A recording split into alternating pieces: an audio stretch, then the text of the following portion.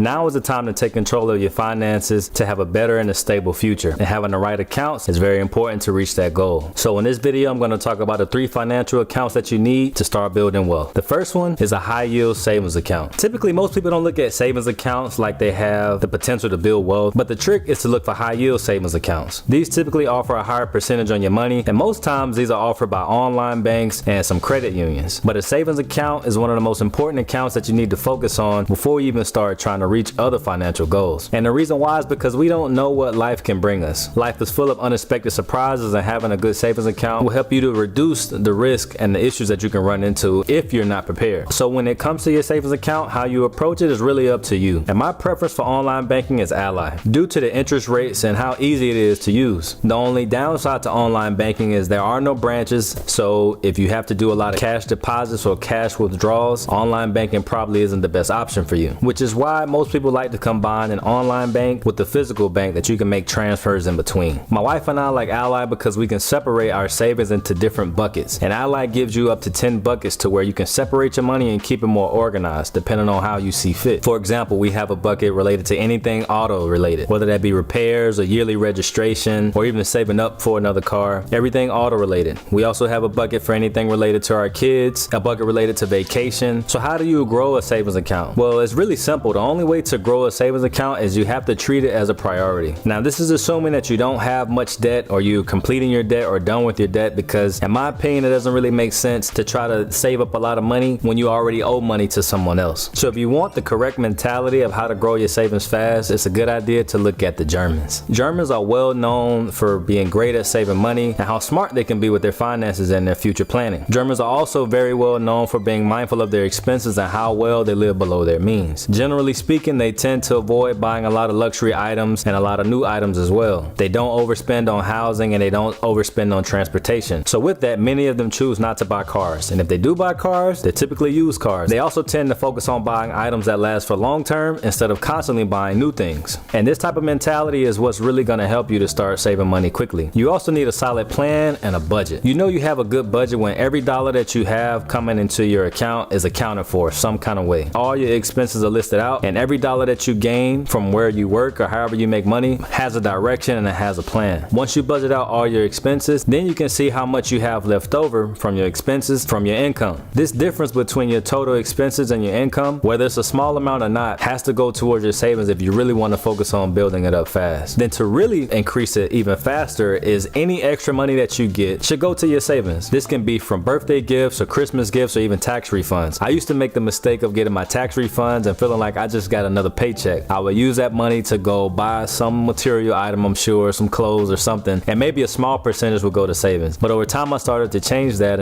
and I realized that any bonus that I would get, it would go to my savings, and I would see that it was increasing very, very fast by doing this. The next account is some type of retirement account. Now, depending on your employment status, you can either have a Roth 401k or a Roth IRA. A Roth 401k is a type of employer-sponsored plan, and it's similar to a traditional 401k, but the key difference is that the contributions are made after tax and not before tax like a traditional 401k. So since you're already taxing the money that you're contributing to the Roth 401k, when you withdraw that money towards retirement, you don't have to pay taxes on it again. So this is beneficial for people that assume or expect to be in a higher tax bracket when they get towards retirement, or the people that just don't need the money right now. Now, between a traditional 401k and a Roth 401k, I prefer the Roth 401k. And the reason why is because I personally just like to go ahead and pay the taxes on the money now instead of later. When you have a traditional 401k, you can make contributions now and you don't have to worry about that money being taxed. But once you actually withdraw it towards retirement, you're gonna pay a pretty big tax bill, especially if you start to increase your income and increase your tax bracket as you start to get older. Now, if you don't have the option for a 401k, then the next best option is a Roth IRA. It works the same way. You pay taxes on the money that you're depositing now, but that way when you get towards retirement, you don't have to worry about paying taxes on it. But the key difference is the contribution limit. And this is the main downside of retirement accounts. There is a cap limit that you can deposit each year. Currently for this year, the limit is $22,500 for the Roth 401k, and for Roth IRAs, $6,500. So you have to keep that in mind when you start trying to build up these retirement accounts. So you may be thinking, well, if I can only get a Roth IRA and I want to deposit more than $6,500, and that's actually a really good thing, which brings us to our next account, which is a brokerage account. A brokerage account is a type of account that you personally would manage, and you can buy stocks, ETFs, index funds, bonds. You have many different investments that you can look into when it comes to your brokerage account. These accounts are typically open through companies like TD Ameritrade, Fidelity, and E-Trade. These companies are actually the middleman between you and the actual stock market. You would place your trade through the website, and they would be the broker as far as getting your trade to execute on the actual market itself. Now, there are two main accounts that you need to be aware of when it comes to brokerage accounts. You have a cash account and you have a margin account. A cash account is just as it says. You deposit your money into the account and you can trade it as you wish. A margin account is basically you taking a loan from the broker and you trading with their money. If you were to make money on that trade, then you have to pay them their money back. But this is very dangerous. I compare trading on a margin account is like trading with a loan shark, because they want that money either way and they don't care if you win or lose on the trade. They give you this money to trade with, and if you have success or if you don't have success, they're gonna be looking for that money. So if you decide to open a brokerage account, only stick to cash and don't let anyone convince you into opening up a margin account. Now, the main benefit of a brokerage account is the flexibility and the freedom. Compared to the retirement accounts where there's a cap limit per year, you can deposit as much money as you want into your brokerage account. You can invest in stocks, bonds, mutual funds, ETFs, index funds. So this gives you the opportunity to diversify your portfolio as much as you wish. Another good thing about brokerage accounts is that the transactions are really quick. If you were to start buying individual stocks or any other type of investment that's similar, you could place your trade and it could execute in a matter of a few seconds, which is not typically the case when it comes to retirement accounts. Now, the main con of a brokerage account, there really is no tax benefit to it. You don't get any big tax breaks like you would on your retirement account. And if you were to make money out of some trades or some investments that you did in your brokerage account, you would have to pay income taxes on that amount. So you have your short-term gains tax and you have your long-term gains tax. Short-term gains tax is anything that you've gained in a year or less, which is taxed at a higher percentage. And this percentage is typically based on your income. So it can range anywhere from 10% to up to maybe 35 or 37%. Now, long-term gains are any gains that you made on your account that's over a year. So if you bought a stock in January of 2023 and you sold it in March of 2025 and you made a good gain on that investment, then you would only pay the long-term gains tax, which typically is either 0%, 15, or 20, depending on your taxable income and how you file your taxes. So you can see why I recommend a brokerage account as well, because this is an investment that you're focusing on now and more of a shorter time frame. You can withdraw this money whenever you need to, as long as you understand the tax implications. But with the 401k and the Roth IRA, you have to wait until you get towards retirement before you touch that money. So how do you grow this type of account? Well, it kind of depends on how you approach the market. If you were like me and I was very risky when I started investing into the market, you can do individual stocks, or some people do day trading, a lot of people do options trading and things like that, but those are pretty risky ways to do it. The more tried and true approach is either investing in index funds or something like ETFs, and mainly just looking at the long term, even if long term is just considered maybe 3 to 5 years. I've tried day trading and short term trading, but it just didn't work out for me, and over time I started to see that the best way to go about this is really just being patient and depositing a certain amount every week or every month and letting that build over time in some index funds or ETFs. This type of approach is tried and true, it's less stressful, and you don't really have to put much thought into it. But how you approach growing your accounts is really up to you. Talk to you next time. If you like the video, please like the video and subscribe to the channel for more content like this.